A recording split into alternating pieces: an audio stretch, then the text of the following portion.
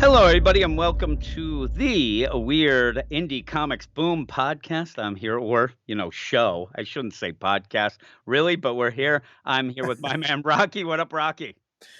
It's good to be here. Good to be here. Yes, yeah, you had problems in your neck of the woods this Yeah, week. we had a little bit tornado. We had a tornado go through my city here in southern Alberta, and yeah, my internet was down for a while, and so was power, and so I didn't do my DC Comics review this week with Jace, but everything's fine. We only lost about $200 worth of groceries in the freezers, and so we're good to go. And as I've been telling my other friends, my Corona stayed cool. Oh, did it? So it's all That's good. nice. My problem is right now it's so hot in Pennsylvania that we are having problems with actually our refrigerator keeping everything cool as well. And I'm starting to get really irritated. And I do have a sneaking suspicion that somebody's been leaving the door open a bit more than they should, something like it, because it makes no sense well, it's bad, but and you'll know from this week, you go into the fridge and everything has condensation all over it. You're like, yeah, that's trouble. That is big trouble. It's really starting to irritate me, but and that's what goes on. At least everybody's safe, and you ended up having, just losing groceries, which you can replace. It's still a That's pain right. in the butt, though. It really is. But you're Yes. back. You're ready for the attack. We end up having books. I said to you before we started this, I don't understand. Since we started this, I think we've had at least one comic that is in Canada. We have like all of a sudden I start talking to you, and I'm big on Canadian comics here out of nowhere. And I didn't even know. I start reading this Brother of All Men that we're going to start with. And right away, I'm like, Canada, like what is going on here? And it's not like you're suggesting them, like you're somehow trying to get me involved with the That- Canadian comic scene or that's right. whatever. It's That's me. I'm picking them, and I have no idea. I'm like, Ken, what's going on here? And it is funny because you will answer a question for me when we get into this that I asked through the whole thing, and it is, who is this comic for? And we find out it's for you. That's what we find out because well, of yeah. it's such a weird like niche of comicdom here. Yeah, no, it is. I like it. It's also in what I think is one of the most interesting, largely in my view, unexplored areas of history, and that is the interwarriors between World War One and World War Two. It's a very Mhm. interesting part of history in any country, quite frankly. And as I told you before, I do one of my more useless degrees that I have is a history degree before I went into and did other things with my life. Mhm. I do actually enjoy Canadian history, and this is actually interesting. It's the interwar years. The lead character is sort of a PI, sort of a veteran of World War One, and his adventures here in Victoria, BC. It was great, wow, Yeah. in late 1920s. It's actually a pretty. I thought the story has a lot of potential, and I find it it's a very good opener to keep me glued to the issues that will follow. Yeah, and I'm not a huge follower of Canadian history. I know this might shock you, but Nobody my is.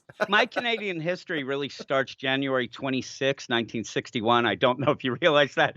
That's the day Wayne Gretzky was born. Oh, That is that's, when my Canadian history always uh, started, the great one. Oh my yeah. But and with that Canadian too. history ended, by the way, when Gretzky went to the Los Angeles Kings. Exactly, Yes. and yeah, that really did. It broke a lot of people's hearts. I mean, it did, but yet it expanded the NHL. But here Yes. we go with this, and I'll tell you too, with it, Zach Thompson, not one of my favorite writers, and it was one of these things where I saw a couple early reviews for this book, and I thought it sounded interesting. And I'm with you. Again, I don't have a degree in history. I have another useless degree, psychology. But at least either of us aren't art history or philosophy, as far as I know. So at least we have it on them. But I ended up being somebody I do actually enjoy history as well, though a little blind spot with Canadian stuff. But you're right, between World War One and World War Two, there is kind of a dark deal of history, especially in other places, because we're so consumed really in the United States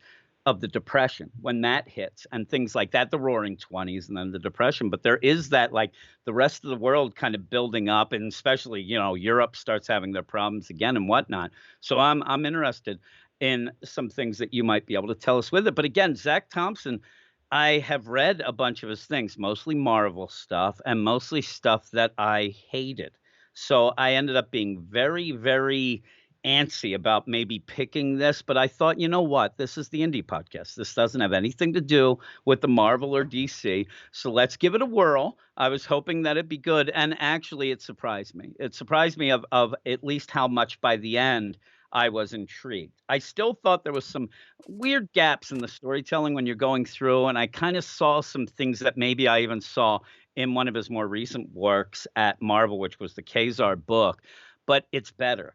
It actually feels like something that he's more interested in. And maybe that's one of the things with indie stuff that we never really said at the very beginning. You don't normally, in my mind, you're not going to get assigned books as much indie wise that you would at the big two. You're going to have a pitch of your own, and they should be something that you're more interested in or have more of a passion for. And you could tell that this is something, a story that he's worked out in his head and really wanted to tell. So I think that that might be somewhat of a way that, he might be able to impress me a little more than usual. But this is The Brother of All Men, #1, written by Zach Thompson with art by Ion Marone or Moran.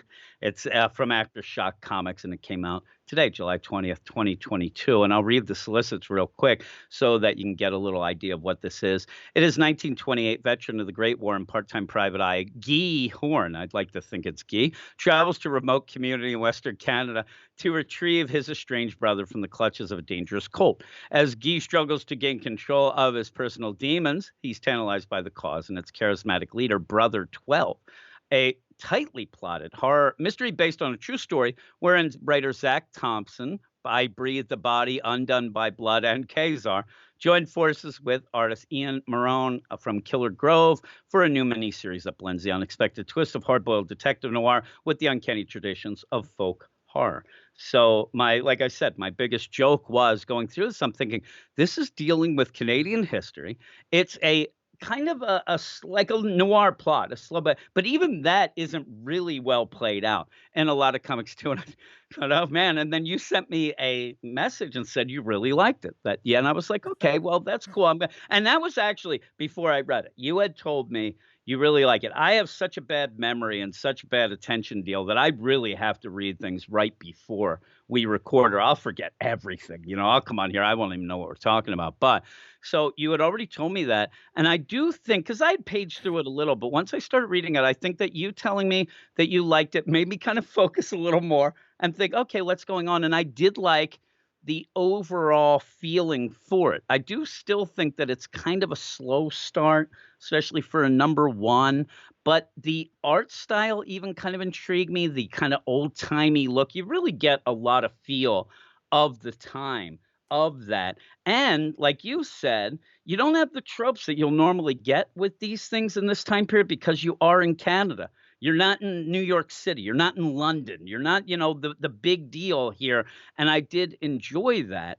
But you tell me a little bit about what you liked about it. Well, well, frankly, I got immediately this lead character, this Guy Horn. Mhm, You could tell he's a veteran of World War I, and he's looking for. He seems at first he seems to be looking for his brother, but mhm, yet because it starts off the first page. He's looking at a picture of this girl that he's looking for. This girl named Myrtle. He's searching for her. He's kind of a PI, but he also has some sort of fixation on his brother, and he thinks his brother has died, but his brother isn't dead, and he's actually been searching across Canada mhm. looking for this Myrtle woman, and he's got a scar on. He's got actually a mask on his face. He reminds me of the Hitman on Boardwalk Empire. But Okay, yeah. yeah, I don't know if hopefully some people will watch Boardwalk Empire. It's a really cool show And about. even then, it looks like a Phantom of the Opera mask. Yeah, it Yeah, you know what does. I mean? Yeah. I love that. And just aside, at one point, he's walking in the Western frontier, he said, and he's like, people are judging me. Eyes bore into my skull. Oh my God, they're judging me. I'm like, no, no, no. I think they're looking at that mask, dude. And that's the thing. I didn't even think of the idea because I've never seen a ton of pictures or stuff like that of this time period of what would have happened to somebody if they got half their face blown off, which he does say later. And I thought that that was a neat way and an intriguing way to like present the main character right away. You have this visual deal there that kind of is like, yeah, what happened there? What's going on? And I did like that. But you go on. Well, yeah, and so basically he ends up in Victoria, BC, in it's 1928. and he ends up in Victoria, BC, and he's essentially uh, uh, I really like the setting. I really like the setting, and uh, he ends up in this. He doesn't have a lot of nice things to say about Canada. This guy is No. actually a fairly miserable guy. He's Yeah, he not is. really likable. He's miserable. He's downtrodden. In fact, at one point he even talks. He's kind of a drunk. Even he Yeah. even talks. He's looking for this woman, but he's a real miserable prick actually, and he ends up he ends up ultimately finding his this uh locates this woman in, I Mhm. guess, in this sort of like the cult. He's looking for this he asks around, he shows the picture, and he's looking for his brother, and this girl he's looking for is her name is Myrtle Myrtle. Meyer, and and he ends up working for the looking for the White King, or the master, Yeah, he has and all these weird, like, nicknames of this guy that because it's weird too because like you said, there's Myrtle, he's looking for her.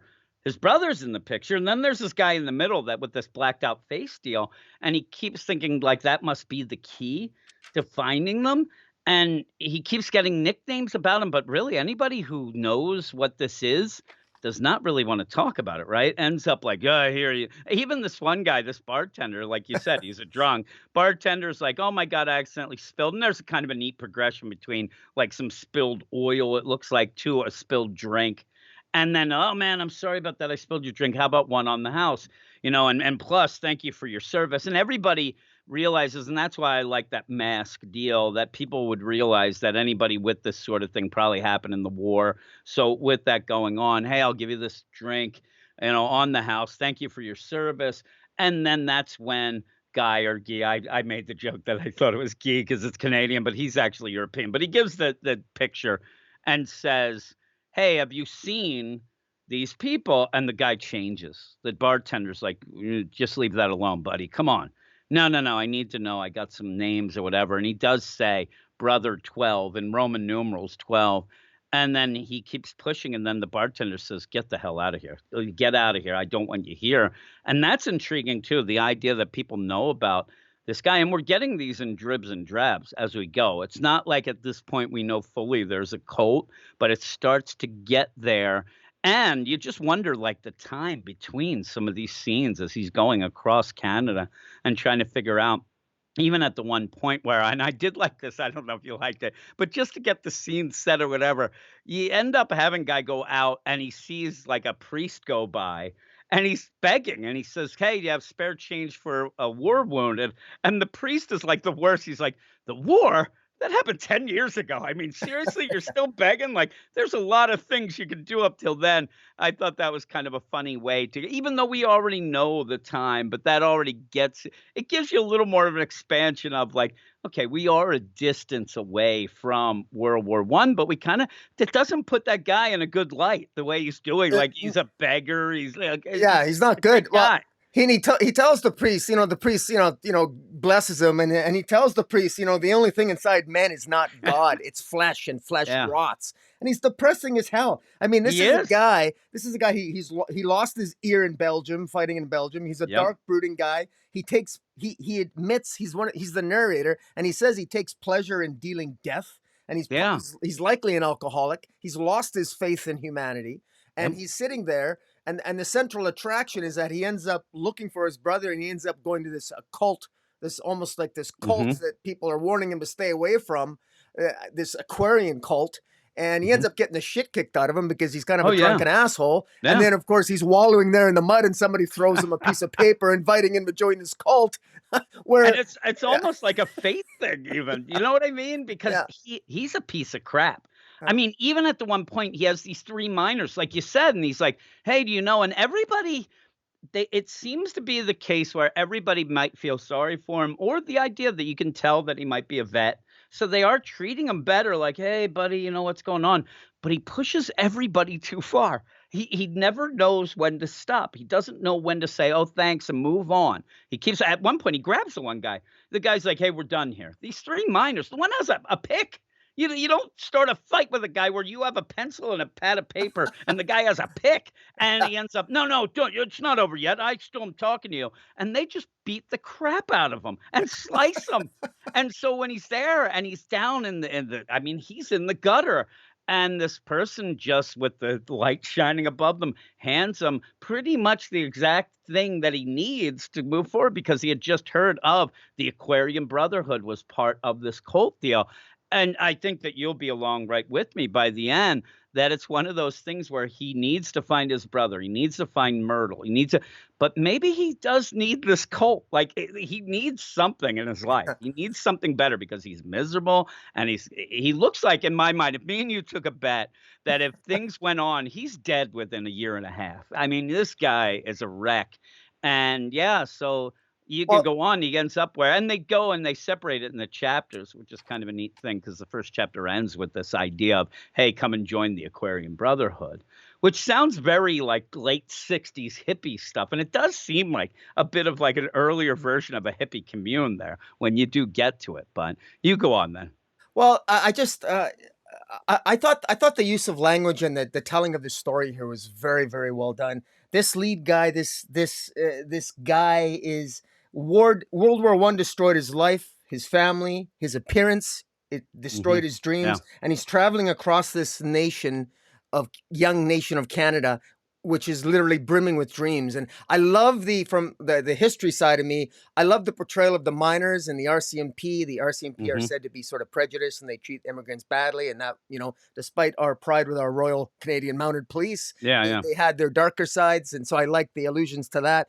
And I love that the miners were friendly. And I love how when he ultimately ends up with joining this Aquarian Brotherhood, and he actually recognizes, he reaches a point where he ends up actually running into his brother, and his brother doesn't recognize him. Yeah, His no, brother Bastian does not recognize him, and that's not surprising, but that's also really kind of interesting and cool, and and kinda sad. yeah, it's really You know what sad. I Yeah, yeah, But he and doesn't say anything. He doesn't no. say anything, and I'm not really sure why, but he's looking for this girl. We don't really know why he's looking for this girl. I'm presumably, in fact, I found out I don't know about you, but I found out in the solicits that he's a PI.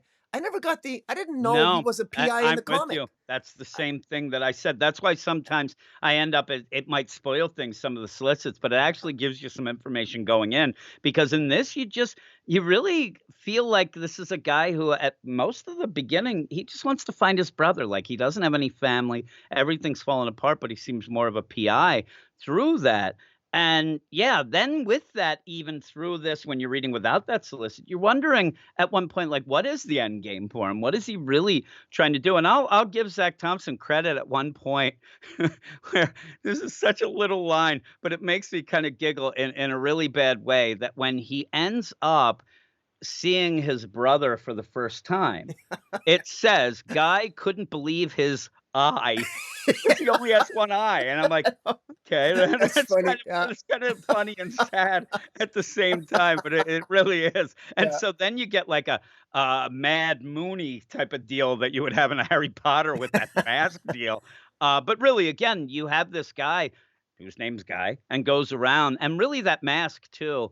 It's not really hiding anything from like if you would say, "Oh, this is a allegory and this is metaphor for mask or whatever." I mean, that mask is on him to make sure everybody else doesn't just, go, "Oh my God," and do that. It's not really helping him at all or whatnot. So I do like that. And then to remind you that, yeah, under there, he doesn't have an eye. There's nothing there. And it was like, oh my God. But when he does see his brother and the things and it shifts and we find out a little bit about his brother that has found this cult and ends up really going with it. And at the beginning here, you would imagine cults usually go bad, but who knows? I mean, when it starts out, you have Bastian, his brother, and he seems to be taken with this. He's liking it. At the beginning, there's a weird play to just show you that you must follow the rules and you have to because there's a guy and his kid and like, "Hey, you going into town? I want you to get some Pez for my little kid." I'm like, I didn't think we were gonna get a Pez reference here, but he's like, "Listen, I don't do that anymore. I'm in the recruiting side, so no, that doesn't happen," and, like, walks away, and you're like, "Alright, poor little kid sucking his thumb, he ain't getting his Pez." But you have some and I'll give you one thing too, you have a bunch of characters in this that have very unique looks to them that you're like, "What's up with this guy?" Because the one guy's just covered in bandages, and you're like, "Well, what's up with Negative Man here? What's his deal?" But he seems full out into this and is part of the deal, and yeah, you have some, like at points I thought it was plotting a little, but even going through it with you the second time, it kinda has that feel of the times too. This is, the late '20s Canada. Things aren't really fast moving in any part of the world at that point, so I think that it's like that as well, and I think that it's pretty cool, and in a way, they really are pushing this community, this cult, as something that's not bad. I mean, it looks like something that is on the up and up. I'm sure we have a little hint of one little bad thing, but on the surface, it looks pretty cool, and you end up having a guy who sees his brother and says, "Yeah, I think my brother's dead, but this is him, and I don't know what's going on here." It's very odd, and it's weird. I don't know if you read Chip Zdarsky's Stillwater, but it Yeah, almost has that fit, like a old-timey version of that a yeah. little. So it starts that Well, anytime you say cult, you think of bad things, yeah, though. and this community, there's this Aquarian community slash cult. Well, and they kind of think of themselves as a community. It's only about a Yeah. hundred people. Yep. It's growing. When he finally he realizes he discovers that this Myrtle girl he's looking for is there. She's Yeah. actually Brother 10. She's referred to as Brother 10. Yeah, yeah, And so there's Brother 12. There's Brother 10. So presumably there's other brothers. So that's just a moniker. It's yeah, interesting. There's three truths that make up this Aquarian. The first truth is the unity of life, and the second one is the immortality of the soul, and the third calling card is the unanswering law of karmic retribution. So yeah, that's a little bit more onerous. Like, what does yeah, karmic retribution mean? Is this a terrorist group? What's the real agenda? Because exactly. we don't know. We meet the leader of this group, but we don't know.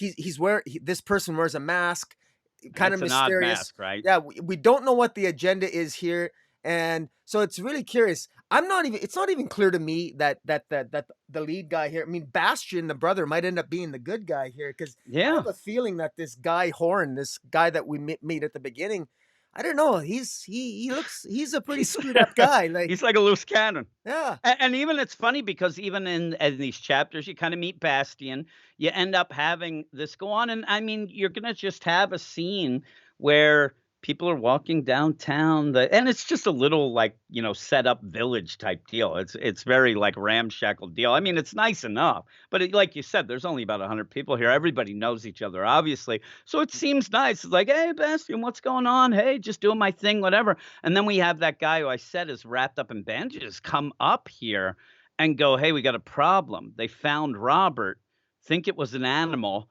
And then all of a sudden, Bastian's like, F this. Does he know?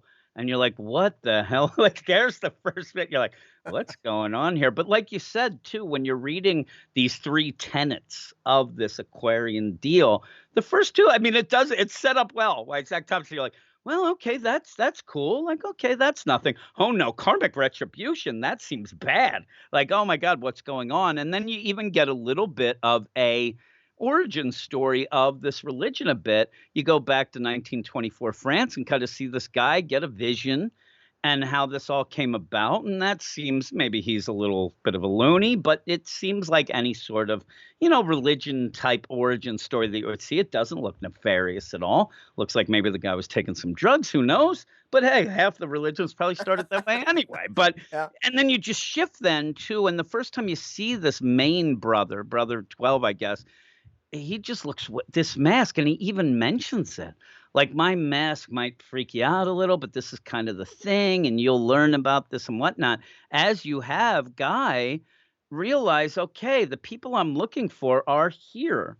Everybody, it seems, that was in that photo are here. He doesn't seem to be taking it well, right? I mean, at one point, it looks like he's going to kill everybody. He's even at the point where he's drawing his gun as he's like staring at these people who are just hugging and going, and he ends up seeing, Myrtle, there she is. And I don't know what's going on because you don't really get the idea. Like we said, PI, but what is he supposed to be doing? And what is the end game for him? Has he been hired to? And if he's been hired, he ran out of that money. because he's begging for stuff and whatnot. So what is the deal? And I think you're right that you're gonna find out that he's a little bit more of a badder guy than what our normal protagonist would be. But he ends up at the weird part where he wants to hide all his stuff. And at one point, I mean, I'm telling you, he's like, "I gotta hide this stuff. I gotta put it back somewhere where," and it's to put it in a duffel bag and throw it into the ocean or a lake. And I'm like, "Well, what's going on? Like, that's not a great place to hide stuff." But isn't Uh, it weird that he's doing that? And it's like the picture. He's getting rid of anything that might end up, blowing his cover because he's there saying, and even there was a neat play earlier where if he's undercover, his brother Bastian is playing games too because he even says, "Oh, this made up name. Oh, that's my grandfather's name." That wasn't our grandfather's name. And I like that. It's uh, like everybody is there. But again, these are a cult like this and this thing. And even at that time in, Western Canada or whatever, there's going to be some people who are running away from things, trying to get away from stuff or whatnot, maybe trying to reinvent themselves. And I like that concept. And he may be there to stop it when maybe it shouldn't be. I don't know. It is intriguing though, right? yeah, no, it is, and again, I love the mystery of it, and I love the early I like the early Canadian play of it. I like the Yeah. fact that it's in Victoria, BC. I like the fact that it's anything goes here because this is, I mean, this is 1929. Our last province joined it was Newfoundland joined Confederation in 1945. So we're still a pretty young nation here, and so Yeah. anything goes. And so they could get away with anything in this sort of cult, this community, and. I get Boardwalk Empire vibes from this guy. He kind of freaks Yeah. me out. He creeps me out a bit. And I like the fact that the antagonist, the guy who appears to be the antagonist, kind of makes me feel uncomfortable. He And does. I kind of have already like his brother Bastian. His brother Mhm. Bastian is the total opposite Well, they really of make him look like a lot like he's a big bear, like, and he's if good you walk looking. up to him, and he's Yeah. gonna hug you. He's gonna be He's happy. And he's I got know that you don't yeah, like Guy just because he's horribly scarred, but he's a veteran, yeah. Rocky. Please give him some Yeah. respect. No, I know. But I mean, but he's been through hell and Oh, he's he's a jerk though, and then they make it well. I mean, Zach Thompson gives us his point of view, and you don't like it. You know what I mean? He's not a good guy. yeah. Again, you even twist by the end at points of like, well, why are you like it? Almost like he's there to upset everybody else's good time. Like, how dare you end up having a good life in this cult? Like, it does twist and turn. It really does. And with that, I think that the play here too is kind of cool in my mind. It's something that I know you like, is the idea that at this time period, if you did set it in the US, you're not gonna be able to do this vibe because this almost has, like, even though it's Canada, but like you said, it's almost like the Wild West, the whole place is being run individually, and you end up having this, like, wild frontier type deal, and I think that's a good play, but yet still be of the time of, 1929, late 1920s, and I think that's a cool play. Like you said, you can go to towns, and they're kinda run by, different people or whatever, and you can have these cults that are on their own and go with that, and I think that that's a pretty cool play with that. But at the end, I would never do what they do, and it's a cool deal to do, like, almost like a hazing deal. We have to see if you are down with this, and what we do is they bury them, and they get to, use these bamboo, like, straws that come out, and they have to breathe through that, but they have to be buried overnight, and then that's like you died now, a rebirth. The next day, you would assume that there's gonna be a celebration. They come out, and there's even, the words, but there's no way I'm just expecting somebody to go and just yank the straw out of where Guy is, and then you're done, and I would go nuts under there, and you even play that out as you end where he's even thinking back at war, in the trenches, which were huge in the World War One deal, and then just go to blackness as the night goes on to see if he ends up, going, and then it's just to be continued. I thought it was a pretty crazy ending. But yeah, if we ended up next chapter, they're like, "Hey, yeah, guy died." They're like, "Yeah, whatever. Let's see Bastian. Well, let's see what Myrtle's up to." Yeah. And yeah, so I I like that cool. there's a because I know in Canadian history, I mean that was our Canadian history at that period of time. We were developing as a nation, and it was a Yeah, vibrant time for Canada. It was a time of great growth for Canada in the interwar years, and yet this character guy is has such a completely negative view of Canada. I yeah, just chuckle. I mean, and I love the way that it's described. Or he says he saw no grand design or dignity to the land. The dream of so-called Canada was a curse befallen on narrow Okay. minds. All He right. would have no part in it. I Yeah. thought, Yeah. good Lord, this guy's a depressing Oh, yeah, bastard. it's depressing.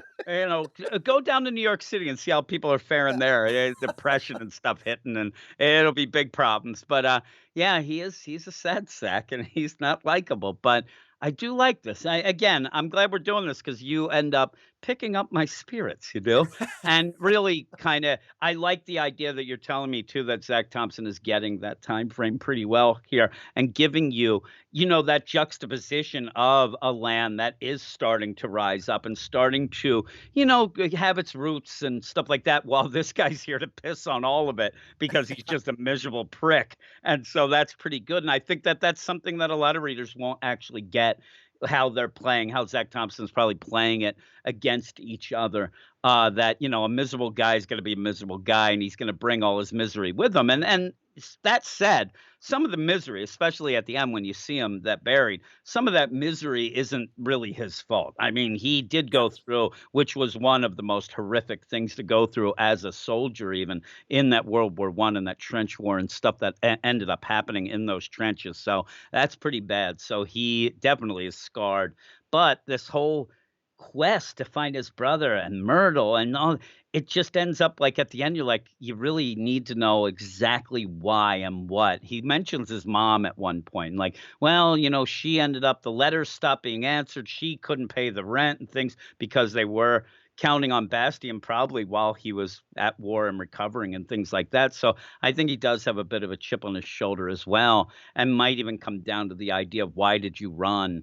And why weren't you there when I needed you? And mom, like that. If it gets that personal, but this seems like it's more even bigger with this cult and stuff like that as well. But I just got the idea by the end, the first time reading, I'm like, yeah, I think Guy's gonna really like this cult. He might, loosen up a bit, lighten up, and then he's gonna be involved, and then something bad will happen. But what would you give this? I enjoyed it enough that normally I'd probably go 7.5, but because of the Mm. historical element, and I'm Canadian and I enjoy it, and I am a Mhm. history buff, I give it a solid 8. Yeah, I'm not Canadian. I don't know if you realize that. I could say a bit, but I'm not Canadian. I'm half British, which might be worse. I don't know. But with all that, I'm still going to give it an 8. I actually liked it. I was originally out of 7. You actually convinced me. And then going through it. And it's one of those things I think that people don't understand. It's weird. This gets a little corny, but I don't think people understand the power of talking to your buddies about comics. You can sit and read comics and just go, "Oh, whatever," and you go. But when you end up talking with, your friends about it, and that extends to then some podcasts like, this one or how we try to do it. It is just friends talking about comics, right? Yeah, But no. that expands it, that elevates it because then you see and you get excited for other people. I say it on our DC show a lot. I'm not a big like a Firestorm fan or a Hawkman fan, but when I end up talking to Eric about those because those are his favorite characters, it does elevate that for me, and this did it. You Yeah. did it, Rocky. You Oh, did it. And now I think that I am now half Canadian, is what I'm gonna say. yeah. My 2 favorite Canadians of all time, yes, Wayne Gretzky and Mario Lemieux. So there we go. Well, now I right there. you're not completely Canadian until you've had some Pilsner beer, That is true, which, and that might be a problem now, but back in the day, I did have a bit of, some Canadian beer I've had in the past. Is Pabst Blue Ribbon, is oh that yeah, is that's that good stuff Canadian? too. I That's thought it was. that'll work. Is Carling, is that a Canadian beer as Carlin, well?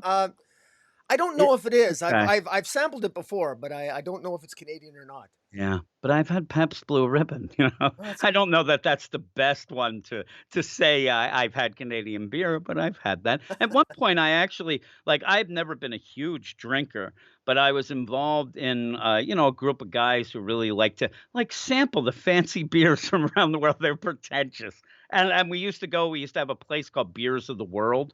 uh, And you would be able to go there and just grab like, hey, oh, a 6 pack of that. And we used to get a lot of that stuff. But it's been a while since I've drank any beer. But we're gonna go to the next book, and the next book's one that I didn't know anything about, and I even saw the writer didn't know the person writing, and it makes sense because they've never written a book before. But this is kind of a first deal, and I'll mention her in this Rogues Gallery #1, written by Hannah Rose May, an actor who is in the show Ballers, was in a couple movies as well. And I think that this is a damn good start for somebody who's never written a comic before. And so you also have art by Justin Mason and Triona Farrell. It's published by Image Comics, and it released today, July 20th, 2022. I think Declan Shelby is helping her out to do that. So that's kind of cool as well. But I'll give you the solicit. It's a series premiere. Writer Hannah Rose May makes her comic debut with rising star artist Justin Mason for an all-new series with Declan Shelby. The Purge meets Scream in a home invasion thriller that follows disenfranchised TV superhero actress Maisie Wade as she is terrorized by an unhinged group of intruders cosplaying her day job's arch villains. If Maisie is going to survive the night, she'll need to be the hero she has come to despise. And then it says genre, action, adventure, horror, thriller, and then gives you a register pitch. And I'm like, I don't know. Is this something that I'll go, okay, that's cool. You're giving people the deal. It's just weird, but it says The Purge meets Misery now. Before it was The Purge meets Scream, in a twist on the class. I think Misery fits probably better because of the way that they are upset about how something is adapted, and a twist on the classic slasher tale where celebrities' biggest fans can become her biggest foes. So we jump into this. I think that the art's pretty good. The one thing that I thought, because you end up having a cold open that you don't realize is this TV show that they're watching, and I was enjoying that, and it did have like a feel of like a Black Hammer even or something. I'm like, oh, this is cool. What's going on here? I think I want to know these characters, and then all of a sudden, like, oh, we pull out of that, and it's actually a bunch of people. Now, I said that going and having your buddies talking about comics elevates things. Maybe not when you're all awful and really hate the person playing it on TV, but this is a thing though. It's pretty accurate. I mean, Oh, it really is. it's This is dead what on we see accurate. all the time. Yes, And absolutely. it's just the internet hate. It's the Twitter hate, the Reddit hate of some people who are upset at an adaptation of a comic. And it's all there. The tropes are all there of like, that wasn't how they did it in issue 782. Or why did they do that? And really, what really made me laugh is at one point in this, comic book TV show, they ended up having a villain introduced that got killed off real quick, and everybody was pissed. That happens so much. I mean, Yeah. even the point of like a Darth Maul in or Boba Fett in the Star Wars deal, that made me laugh. And it all is the idea too. They blame this actress for actor for everything wrong. Everything that goes wrong. Oh, that must be Maisie. She ended up doing that. This is bullcrap. Why did they get her? And they're just angry. Now, my biggest problem with this is, and I think it might be something that, with a newer writer would have. I mean, it is very yakety yak. There's a lot of dialogue, but I didn't mind it. I actually didn't mind reading the dialogue. I just thought for a first issue, you extend the premise a little too far to the point where I just wanted it to get going. Like, I know, hey, I get it. You guys are mad. You're waiting for the finale for this TV show. I thought it could pick up the pace a little bit more. And when you get to the end, where they're just like, okay, we're going to end up going and we're going to, break into this actor's house and we're going to go take her stuff or whatnot. I thought that at the end, then we get to the good and then you stop. Like it could have been quicker to maybe an ending and then start up the next issue with maybe the action hit. I don't know. It just seemed like it was longer than it was because we ended up the last book we talked about, that was, 12 pages longer, but that was a quicker read. I got through that a lot quicker than this one. And I don't know about you, but there's also, it's like you have a point of view character. Oh, Nobody's real likable. You're oh, you're watching and going with characters that really most people will tell you that they hate these type of people, come even on. if you are one, right? Well, just listen a minute, Jim. I want to give you some pushback there, okay? Because I'm seriously, because I personally feel, and I can't name names now, but Oh, first of all, I'm Slinky. The okay. Slinky character, the unattractive balding guy Well, kid in here, the guy that points to the comic that says they have the roadmap right here. How did they screw this up? I'm gonna effing kill somebody. I said that exact same thing when I okay. came out of Thor: Love and Thunder. I Well, mean, you I mean, say I mean, that that's me. That's you me. my favorite thing is I was reading this and I was worried that you were going to actually say that I was Slinky, no. mainly because look at my picture right now here on the video. Ain't no picture, and then he doesn't let anybody see him, and it made me laugh. And the idea, Uh, hey, maybe it is because I'm ugly or whatnot, or maybe it's other reasons. I don't know. No, but I'm my not point is telling, but though, but to build on your point, like and you're not the only one to say that. I've read a number of other reviews, and I listen to some okay. other reviews of this particular opening issue of Rogues Gallery, and a Hmm. lot of people have made that same comment that these are unlikable characters, and maybe it says something. It probably definitely says something about my character, How but about I you? really enjoyed this because Okay. I recognize these Oh, characters. I I recognize them recognize too. them. They're my friends for Christ's sake. I mean, come Well, on. I mean, which I'll one ask of you us? one thing though. I'll What? ask you one thing because you have a lot of talk here and you're going. Did you, through the first time you read it, without writing notes, I'm just telling you, Yeah, just even sure. if you did write notes or whatever, I'm telling you at the end of this, I really couldn't tell you a lot of these kids' names. And that's a big thing for me. When I get through something, I want to at least know the names. I think there might be a couple too many characters. And, but the funny thing is, and I really wish, and it's funny because I'll give them credit where they're not all like, it's not exactly everyone's a full out trope. Like they're combining some. So, but there are that tropey things. I recognize them more of tropes than actual characters. But I think that I get down to this main kid, and like you said, some of the others. I mean, Slinky, he might be the best, and when he shows up at the end, it is a kind of a funny moment there, right? But Yeah, when you get the main guy, and then you have to go back to his dad, and it's again, it starts to be this like sad sack deal. And his dad's nice enough to watch the show with him. They're both fans. And the yeah. funny thing is, the show's been on, they say, for 10 years. So this kid has grown up watching the show with his dad, but his dad still even thinks, like, you guys are nonsense. It's just a damn show. Like when he goes in, yeah, hey, dad, it's coming on, the thing, and he's watching wrestling. It looks like a boxing, whatever. Like it is that play of like the old guy who doesn't care. He's just watching it. But Well, I agree with you that they could be funny, but I oh, don't know. It just they didn't grab me as likable though. okay. It's Well, this isn't fanboys where you end up having that idea, hey, we got to get you to see Star Wars before our friend dies. Like you're rooting for him, rooting for him. I don't think you're supposed to root for these guys, but maybe you are because it is that idea of they well, really push this Maisie as awful. Like she has really ruined things for him, but well. Uh, I see where you're coming from. I personally, I did get number one. I did take notes, yes, but yeah.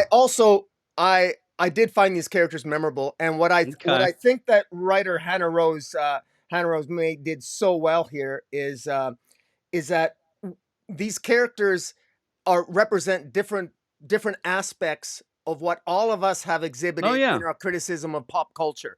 Uh, Kyle is the white knight. He's the blonde Yeah. he defends Maisie through most of the first half of the comic until he And finally I and thought that was the weird. I thought that should have stuck. I thought that because I like the idea that they hang out with him, and yeah, he is the guy who's like that white knight. They even call him yeah. that.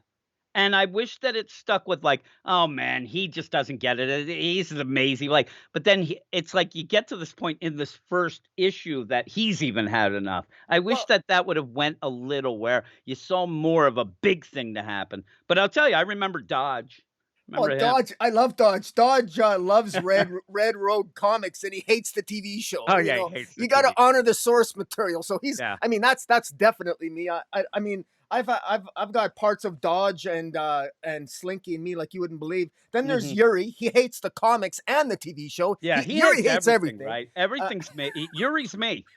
He's me. It's like, hey, here's the deal. This is where I have problems, and what I wish that Yuri would play off more because you're only having this one group. If you ended up having different groups, you'd see Yuri do the same thing that I do. It's like you're there with the comic guys, and like, oh man, you remember that? And you're like, I never liked that. That was terrible. Then he goes with the TV show. I never liked that. Like, what do you like? I've even had Eric say that on the podcast. Do you like anything? I'm like, not no, really, not no. really. That's what Well, I'm searching for.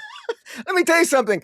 I actually found myself really liking Kyle's dad because Kyle's dad was the only one that actually spoke the truth. Oh yeah, He says to Kyle, he says, you guys should You guys should be going to parties, talking to girls, not Get spending a some fortune girls. dressing up like idiots." Yeah, because they're talking about cosplaying, and Yeah. you even have that, which kind of is cool by the end too, where they're gonna go with that. But, I mean, seriously, I would have liked to have seen a little more of the deal of, like, why does because this group would probably just have a tizzy if they found like, everybody else loves it. Now you're gonna get into this. This is what happens with me, where I read a comic especially, and I'm like, "This comic stinks. Finally, this is gonna be the one that finally shows everybody what I've been saying about a writer or whatnot." And then I go on the internet, I'm like, "Well, they love it more than anything else." And I wish we had more of that, but everybody seems to hate this show anyway.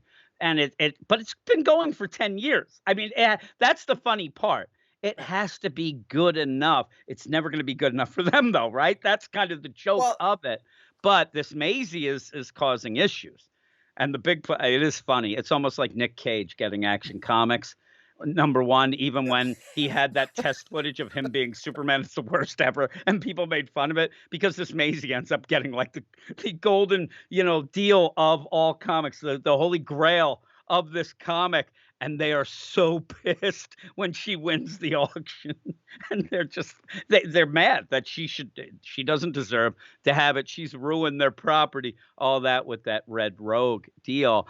And, I'll give it to you. I actually, now that you're saying it, see, you're well, convincing me again. well, I just at the first time, I'm like, I hate these kind of people, but I guess you gotta realize that, there's a little of us in well, there, right? like I say, I love this, and let me just get a little bit dark for a second, okay? Because Mm, in the midst of all this humor, I'm gonna disagree with you slightly in your interpretation of his dad and his relationship m'kay. with his dad, because I see his relation. I thought his dad kind of enjoyed watching the show with him, but even his dad complained that the Red Rogue TV show went to shit in 10 years. That Oh, his yeah, he dad, did. but the turning point for Kyle, what turned Kyle from being a white knight to being angry and wanting to actually steal the comic from Maisie Wade, the actress that plays Red Yeah, Rogue, what turned it is that when she quit, she was fired. She was quit. The show was going to be canceled because she mhm. quit.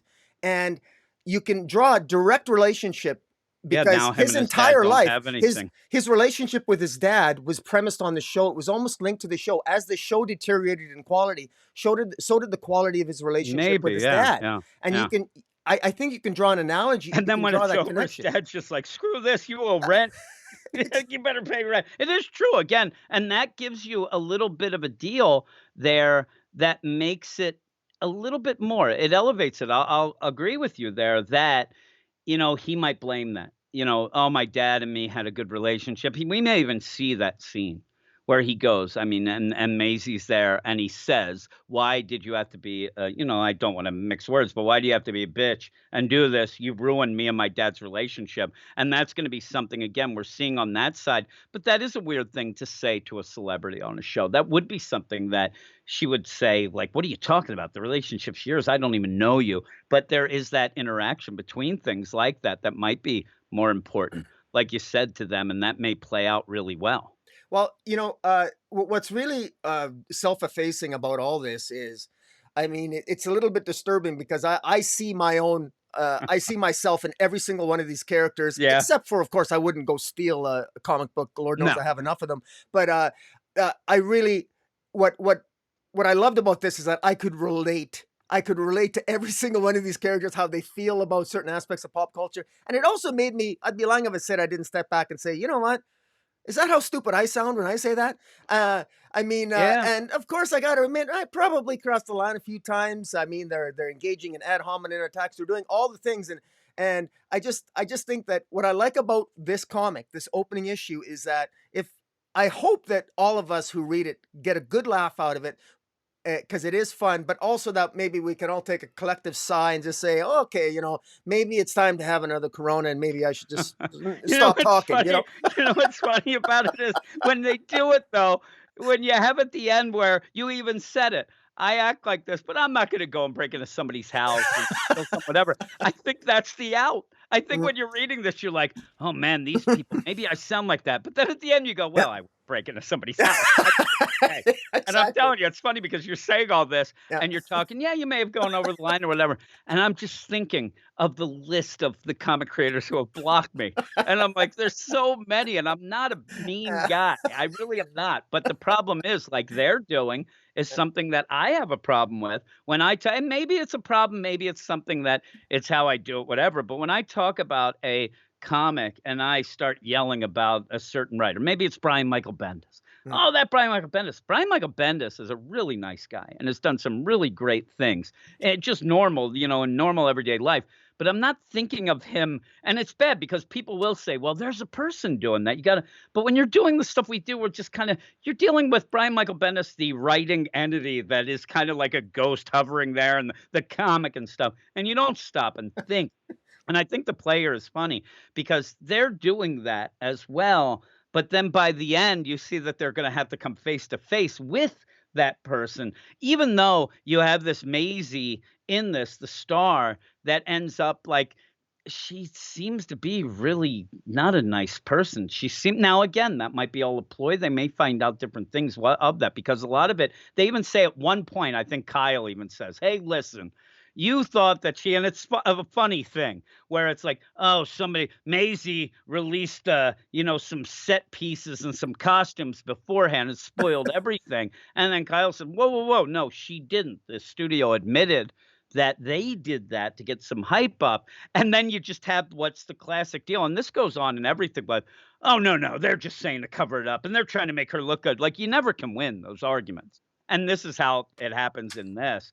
But yeah, when they decide though, and I thought they were just like in a drunken, deal. Like you said, they had too many Coronas, and they're like, "Hey, let's go steal that comic back. We're gonna get that from her. She doesn't deserve it." And I do also like the deal where 10 seasons in, she gets fired. And they even say to make it even worse, it's fired because it looks like she wanted more money, is how it's kind of reported. There was contract negotiations.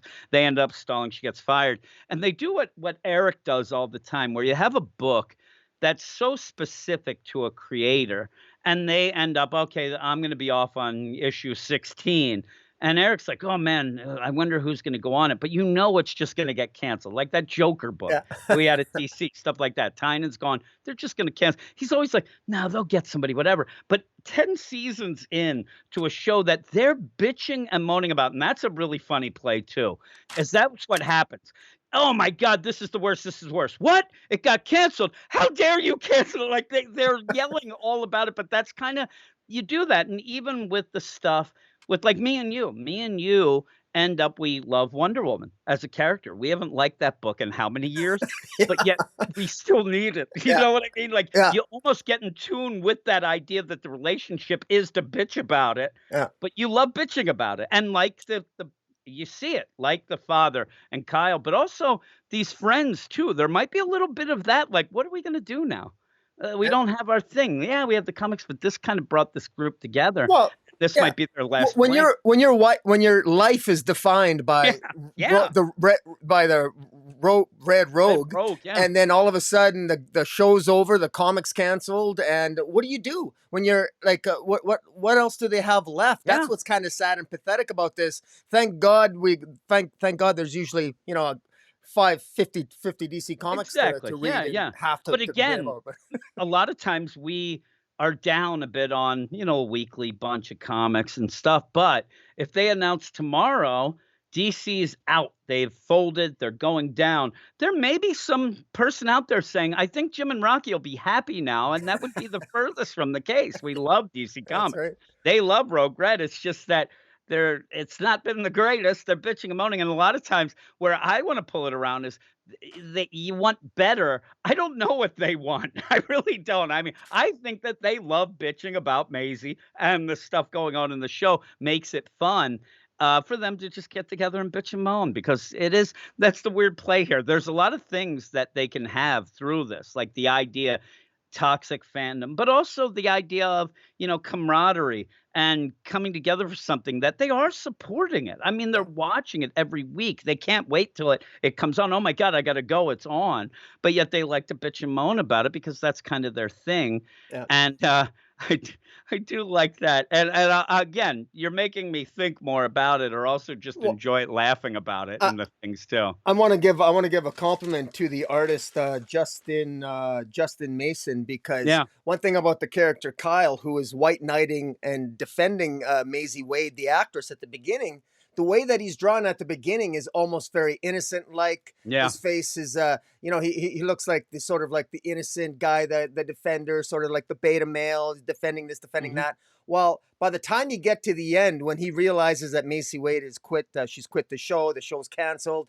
His dad is bitching about the rent, and things. He's you can tell he's reached an end point, yeah, and then it shows the way Mason draws Kyle. He in on near the end it's on page 18 I on that know, last I panel. see it, He's yeah. got the dark. I mean, he looks like a Oh, yeah, different character. he looks He like a literally villain. looks like Anakin.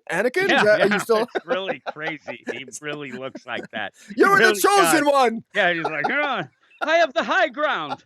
You have all that, and so with that too, you even have, the idea where, and I thought this was clever too, and it makes me think like, never thought of that where they're like, "Listen, we're gonna get this comic. Are you in?" And with this, the play through it, you almost think that maybe Kyle at one point will say, "No, no, no," but he is in. He's in now, and yeah, he looks evil. But they say, "Listen, this will be easy. We just go up to her house. It's out of nowhere." And also, she ended up doing like an MTV Cribs.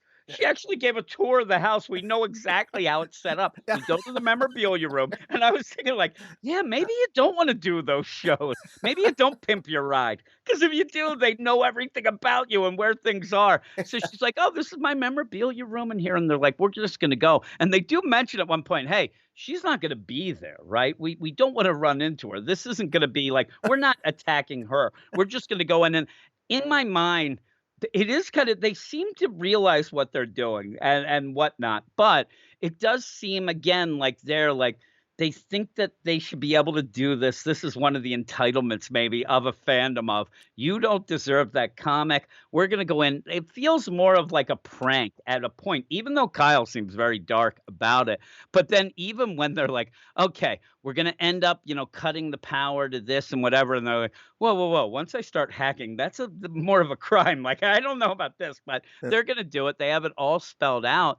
And then, like, are we going to do it in mass? And I thought it was clever too. They're going to cut all the Wi Fi, all that. So they're going to use a Bluetooth app that would still be able so they can contact each other, they can text and have everything going. So that's thought out beforehand. A lot of times, especially a newer writer, wouldn't think that through fully so that we'd end up having that shoved in right before it happens in the next issue. So that's Yeah. pretty cool. And then the idea we're going to wear masks, ski mask, or whatever. No, no, no. We're doing better. We're going full out cosplay. And you end up seeing it. I'm like, that's pretty cool. I mean, I like the costumes. It gives it now more of a cartoony comic book feel as they go into break in. But then Slink, who they didn't trust, Slink's in, but Slink has never shown himself. They don't know. And that's the other thing with this. There was a point where some of the group ends up meeting when Kyle isn't around. They talk online. So there is that online play too of Yeah. chatting. And are they really friends? Do they know fully about? They make fun of Kyle, like, "Oh, would your dad not let you out? Would he drive you there?" But I don't think that these friends at this point yet are like friends like that. They have Rogue Red. I don't know that Kyle sits there and says, "Well, me and my dad are having problems," or "Hey, this and that." This might be like Rogue Red or nothing. And maybe Yeah. they'll develop more of a Yeah, friendship. and, And and it's Slink shows it's up. it's It's hilarious. it's and it's worth pointing out that Kyle wasn't even going to be part of the group that Yeah, would steal the comic, because they considered him such a white knight that they didn't think he would even yeah, want to rob Maisie Wade. And exactly. so, but of course, he eventually finds his dark side and wants to join them. And And wiggles his way in. I mean, he goes and finds them when they're yeah, talking another like, again, and, "Oh, would your dad let you out?" Like, it's all that stuff. yeah, And the worst part is and I hopefully nobody ever ran into anything like this, but if you are having if you're having problems at home, and then you go somewhere where their one joke with you is like, "What, your dad doing that?" And you don't wanna hear that then. You're like, "I wanna punch my dad right now. Me and my yeah, dad are fighting." yeah, And so he's like that I think that fires him up even more, like, "Oh, do this," and his dad's telling him that, "Your group, you gotta go and do something, you better pay rent," and, like, almost like he's wasted his life only because Rogue Red's down. But, yeah, Slink, they're like, "Are we gonna end up trusting this guy? We'd never met him. Nobody's ever seen him. We don't even know what he yeah, he's Slink. We're gonna trust him. There's a knock on the door, and that's a cool play with the cosplay costumes. And they're like, "Oh, who the F is that?" Hey, relax. It's Slink. And he comes in, but he has a mask on. They're like, "That's how you're going. You're real, though. It's cool. We never thought you were real." He's like, "Yep, there." Not really saying much either. He's just there. But they end up where at the end they go to the house, nice house on the, on the cliff there. It looks like something that might even be in like a Pulp Fiction type of Quentin Tarantino deal with that house. And they go in, and holy moly, you do a weird switch where they're like, "That's it. Let's paint the house red." And then you go to the next deal, and it's like, "Oh my God, things didn't go well, did it?" But you don't know how this is played out and what this. But it seems like Maisie is there beating the crap out of him as the whole deal, but it might be something from like, it might be a way to play this as a cool cliffhanger. We'll see how it goes. But maybe the whole thing is Maisie is kind of pissed off too. Who knows? We'll have to see how Yeah. it plays out and how this works. But it looks like people might be dead the way that ends. But No, I I think, know it's worth pointing out here too that the timing of this comic I think couldn't have been better, especially with just this week the Rolling Stone magazine yeah, released that's what I thought about. the Scott Snyder, or Yep. pardon me, the Zack Zack Snyder. Snyder, the cut and all Maybe that that. Zack Snyder has a dark side just like Kyle does in Yep. this issue, Yeah. Yeah. and Yeah. that he's not necessarily on the side of angels, and the Snyder cut might have a darker side in history. And exactly, and I, you know what's funny? Even if you're not on any of the sides, the funny thing about that is with that release of the article, the sides got drawn again. I mean, you know what I mean? uh, Like this whole bashing of either side going and who's lying and who's doing that. It's like right in there now. Well, and Uh, what I'm kind of hoping a little bit is that in this first issue, we got the perspective of the fans. We've yeah. met all different types of toxic fandoms, and we can maybe see ourselves or see some of our friends in it, Yeah. but I'm hoping that we're going to see the darker side of Maisie Wade next issue. We get Yeah, that'd be glimpses of it nice. at the end here when she kicks the shit out of him. But I'd like to see maybe on the darker side of the Red Rogue TV show, the I wanna see directors. that. I'm telling you, I'm expecting that they're gonna get there. They're gonna kinda go and, Macy's gonna be like, "You know what? I'm pissed off. Let's take it to the studio." And then then they'll have that go like crazy stuff. I don't know, but it would be funny. And with that too, this is toxic fandom, but it doesn't feel as toxic because these are just kids doing this deal. Now they decide to steal a comic, but they make it very specific. We're not going to go like this isn't let's go kill her, let's go, torture her. They just want to get the comic as a symbol of you don't deserve the thing that we love. It's still toxic, Yeah. but it's played out in a little less of a like this Well, isn't that dark. It's not like it's like you don't end up having these people like I want her to die and things like that. That would have been a little too over the top, but you still get it. well, She didn't ended you? up getting a good little in between there, like the tight wipe, what Well, tight walk. I don't even know what I'm saying. uh, Tight wire walking. I don't know. I you can't even think. I'm thinking about you. Tightrope. You read the solicits, Yeah, and one of the things that I was a little maybe disappointed in the solicits is that the solicit seemed to imply that this story is going to center around Maisie Wade being a victim here. yeah, yeah, As yeah. and I'm actually kind of hoping that we see both sides because I see. I'm actually sympathetic. Maybe it's because I see some part of myself with these Yeah, yeah. guys, with the so-called rogues gallery here. But I have some sympathy for all the characters here because this story is a microcosm of our pop culture times. Yeah, it is. And that's what I like about it. And it's done. I could call this comic book a parody, but it's not. It's actually fairly realistic. This is actually Yeah, nailing the characterizations of what feels like 90% of pop culture if you I agree. watch YouTube longer than 10 minutes. Yeah. And so this is real life. Granted, it's we got heck. Actually, I'm sure we've had. It wouldn't if we found out tomorrow some cosplayers tried to steal a comic book at Oh San yeah. Diego this weekend, we wouldn't blink an eye. No, no. And the idea of this, and again, when you say that, you want to see Maisie and maybe what's going on, I thought we got a tiny bit of that. And you're right. I went back to solicit, and it does look like it's going to be like, Home Alone with Maisie trying to fight off these, rogues that we end up meeting here, and they're dressed up as their villains, things like that. So when you do it at the beginning, I did like that little play where they said, "Oh, she ended up leaking those photos to try to spoil it all." And Kyle says, "No, no, no, that was the studio. They admitted it." And I would like to see where you find out, because even then they have like, oh, the person made this video of her fighting with this other girl on the set because the girl ended up messing up a stunt and gave Maisie a concussion or whatever. But maybe we find out like, oh no, that was set up. Like almost like the idea of wrestling. Like, oh no, that was all set up. They wanted to have this controversy. And really that girl who ended up getting kicked off the show, she actually was just going off back to college and didn't want to be in it any, you know what I mean? Like if you did have that other slant where we find out that a lot of the things that Maisie was blamed for, she isn't. But I don't know. Like you said, she's gonna have to fight them off through this. And I'd even like a weird little deal because when you end up having these characters, I know that Dodge, he's gonna get a hold of her and say, like, who was in this? He's gonna quiz her. And if she doesn't get, he's just gonna, it's gonna drive him nuts. Like, how dare you make up one of the big things about, and I think Dodge goes nuts about, is that this girl who is the character on the TV show ends up being able to afford a book that he would die to get, Yeah. but he can't, and yet he knows more about it, and he thinks he's more of a fan than she'll ever be. But that's what I think is funny, and right on, nails it right on the head. The idea of, these people, and I even get upset. Remember Chris Hardwick, where he'd be going around like, "Look at me, I'm the nerdy guy. Oh my goodness," and it would drive me nuts. I'm Yeah. like, "No, you aren't." And I'm telling you, the guy would be on, David Letterman or Conan or something like, "Hey, do you have a picture of somebody?" And all this was a setup. So, oh, let me take out my 20-sided die here, and I'm like, "You're a phony." I get so angry. So I can see why they would get mad. And hopefully it doesn't go too over the top, but it would be funny. I would really like it if she ended up convincing them that she's pretty cool, and then they take it. But I think it's just gonna be them fighting in during the night to, it says that one night, and trying to, get out, and she may up the ante by attacking them, and then they fight back. I don't know. I don't know how it will go, but we'll have to see. But, I like the art. I actually, it's not an art style that I normally like, but it has a little bit of, like, if you go the big 2, like, almost like a cleaner version of what we get a lot on Batgirls.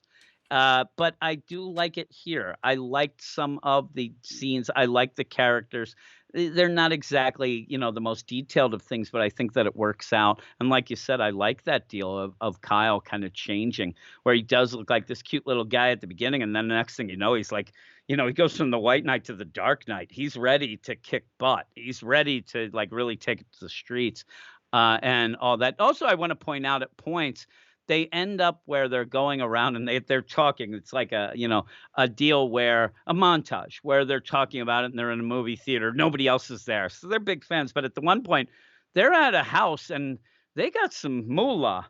And they even mention it earlier in the deal where that's a nice house and a pool, and it's not like they're, just poor kids who are just angry at the world. They just like this comic book and this TV show, and they're all walks of life. It doesn't look like Kyle has a big deal. Like his apartment or house that he's with his dad is not a great looking, house, but he's got his stuff and whatnot. So I do like you have that slice of life type of deal, and different ones. Even at one point, they're there and they're painting like D&D miniatures and stuff. They're just nerds. They end up liking the stuff and hanging out, it seems, in a comic book store on a table there just talking a lot. So with that, what would you give it? Well, I would give this a solid 7.5, and Yeah, I just want to give a compliment to the colorist, Triona Farrell. Did a good job on the coloring here. yeah. Is setting the different settings and the mood. It was.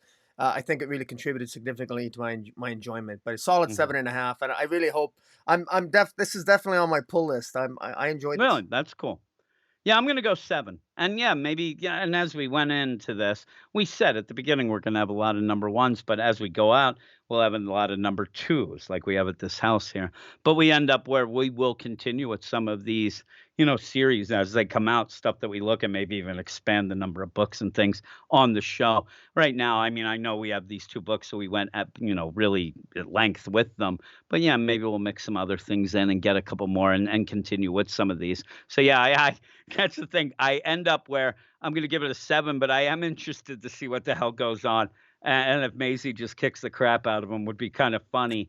And then you almost have like a, an actor in movies and TV taking it back to the nerds then. And then I'd be like, is that all this was? It's a revenge fantasy for all the celebrities. Like, what is going on? But I thought that was pretty cool. So Yeah. yeah, I'll give it a 7. And yeah, continue on. So yeah, that's that. We Yeah. have these 2. Pretty cool. We ended up about the same exact time that we keep having every time we do this. It's very odd. We're the hour and a half crew, it seems, as we go into this. But that anything else you want to say? No, I just I'm surprised. It's been I'm really enjoying the review of independent comics. I reviewed Scott Snyder's Best Jacket Indie. He Hmm. 4 of Scott Snyder's comics came out this week through Comixology Presents. They were all excellent, and I don't know. I'm enjoying. I enjoyed these 2. I'm enjoying the last few weeks with you, and Hmm. it's been I've really been enjoying this independent work. I gotta say, consistently, I'm enjoying on a percentage wise, my reading of independent comics. I have a higher likelihood of enjoyment of them than I do with DC lately. Yeah. But that's I guess that's to be expected. I always say Yeah. comic books are cyclical, and if I don't like Yeah, they something, are. I just got to sit back and wait a few weeks, and boom, I find something I like. So Yep. Yeah. And then you get that. And I'll tell everybody that we ended up doing Chainsaw Man last week, chapter 1, and the new chapters came out and they're bangers. They're really good. And just as an aside, you don't necessarily have to be caught up, even though you should be, but uh they are kind of a weird jumping on point that's starting out a new story with some new characters that are pretty funny and then pretty grotesque, like over the top grotesque. mhm. So that was kind of cool. And other than that, though, my big deal is I don't really read. Tonight's the night that I start reading everything. So I'm gonna end this and I'm gonna go read the Marvel stuff for the Marvel podcast and then read the DC stuff tomorrow and Friday as well. So when we get into this, most of the things that I've read are things that we're doing here tonight on the deal. But there's some Marvel stuff I'm looking forward to, some DC stuff, but also some other indie stuff. And I want to get a hold of some of the Scott Snyder stuff, the Comixology stuff, so that we can end up doing some of that stuff as well, because I know that a lot of people love that. So, yeah, so it's cool. But I guess that is it. Guess that's the deal. And everybody make sure you end up going to Rocky's channel. Obviously, most people will be watching it here. But if you're listening to the podcast version, go to Comic Boom on the Twitters and Twitters on YouTube. Now I'm all messed up, but I'll have show notes and everything, at least on the podcast side of things. And then check out all of our podcast as well, and check out, Rocky and Jace on their stuff, and I'll put that in the show notes as well. So we'll have Yeah, everybody and you got a look. Weird Science DC YouTube channel as well, Yeah. and you regularly post your podcast on that as well. Yep, So we put I that. So yeah. I often listen to it on the when you go on YouTube. I often listen it on YouTube as well. The Weird Hmm. Science, but Yeah, and usually right now I've been kind of mixing up our reviews and using those as individual things because sometimes our podcast tends to go a little long yeah, and people don't want to sit there and just watch things for 4 hours. So mixing it up a little, and yeah. also I have a Marvel podcast and the manga podcast that I talked about, but all that'll be in the show notes. You can check that out. We'll talk about that more, that stuff as we go on, kind of get things settled and whatnot. But hopefully everybody's enjoying this. I'm enjoying talking with Rocky about the indie stuff, and it kind of gives me. It's funny. It's not a palate cleanser because it's the first thing I really do to start the week with the actual books coming out. So it might set the bar too high sometimes. And then I go and I'm like, oh man, but it does get me excited for that week of comics. So I'm glad we're doing it as always. But you can play us out here and then we'll talk to everybody next week. Catch you later.